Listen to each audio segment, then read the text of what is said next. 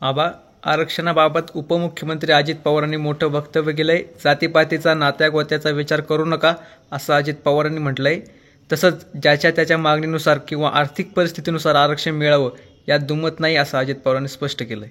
खरं तर कुणबी प्रमाणपत्रामार्फत आणि कुणबी नोंदीमार्फत ओबीसी मधून जर तुम्हाला आरक्षण घ्यायचं असेल तर जातीचा पातीचा तुम्ही विचार करायचा म्हटल्याच्या नंतर एकतर मराठा समाज कुठल्याही परिस्थितीमध्ये मागास नाही. त्याचं मागासलेपण अनेक वेळा सिद्ध झालेलं नाही.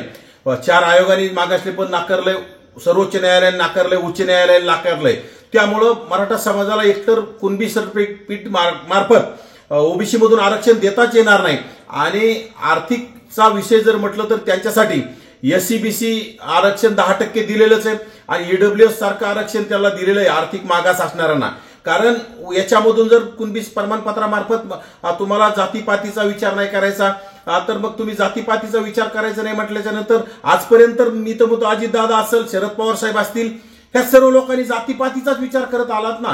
कारण आपल्याच लोकांना तुम्ही मोठं केलं, तुमच्या जातीतीलच लोकांना मोठं करण्याचं काम केलंय, तुमच्या जातीतीलच लोकांना साखर कारखाने दिले, तुमच्या जातीतीलच लोकांना सूतगिरण्या दिल्या, तुमच्या जातीतीलच लोकांना शिक्षण संस्था दिल्या.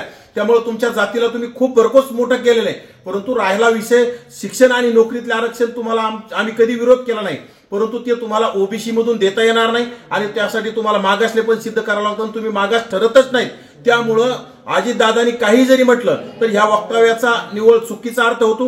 कारण मराठा समाज मागास नाही, त्यामुळे त्यांना ओबीसीतून आरक्षण देताच येणार नाही. त्यासाठी त्यांना एससीबीसी मध्ये 10% दिलेलं आहे. ईडब्ल्यूएस मध्ये 10%पैकी 8.5% ते घेत होते, परंतु स्वतःच्या हेकेखोरपणामुळे जरांगीने ते घालवलेले. त्यामुळे अजितदादांनी हा विषय थोडा गुंडाळून ठेवण्यात यावा.